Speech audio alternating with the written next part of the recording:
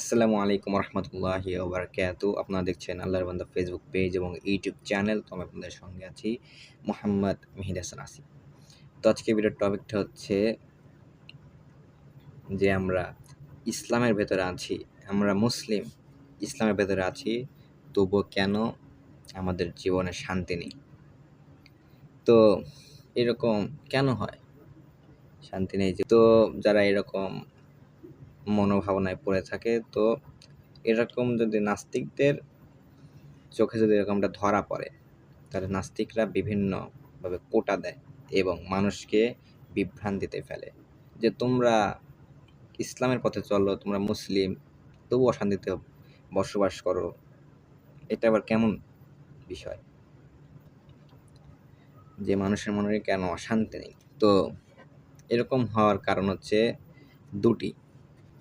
তো এক নাম্বার কারণ হচ্ছে যে মানুষ কোরআন এবং রাসূল সাল্লাল্লাহু আলাইহি ওয়াসাল্লামের সহিহ হাদিস অনুসরণ করে চলছে না।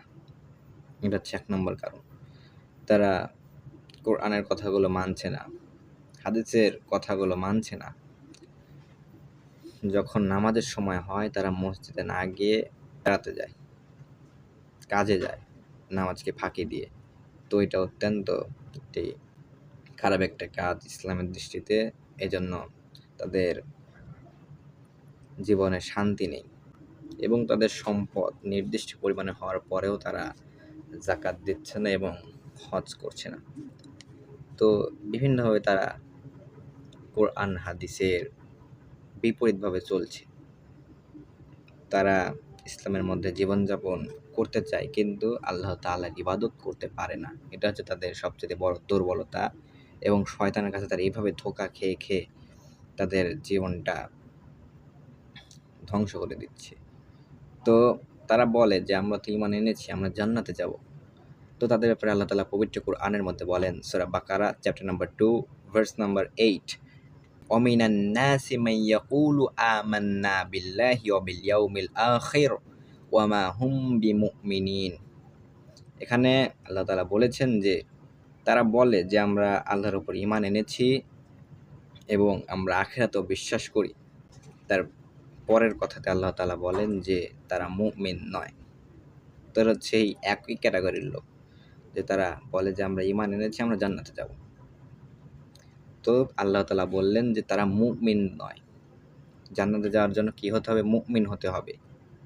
তো এই জন্য তারা মুমিন নয়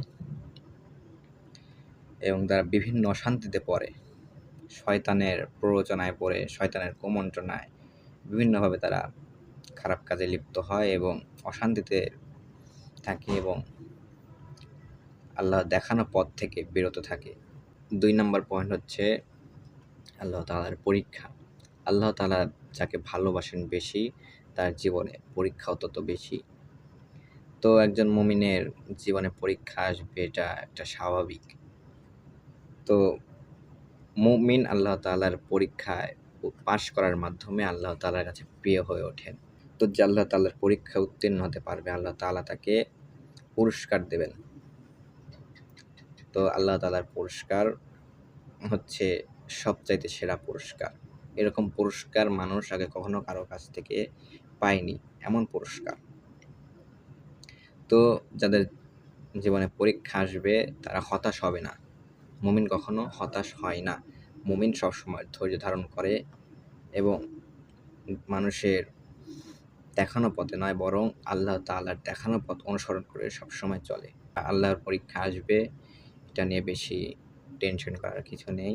তো তখন ধৈর্য ধারণ করে আল্লাহ তাআলার ওপর তাওয়াক্কুল করে ধৈর্য ধারণ করতে হবে। তো আজকে ভিডিও এই পর্যন্ত। দেখা হবে আবার পরবর্তী ভিডিওতে। সে পর্যন্ত ভালো থাকবেন, সুস্থ থাকবেন। আল্লাহ হাফেজ। আসসালামু আলাইকুম রহমতুল্লাহ।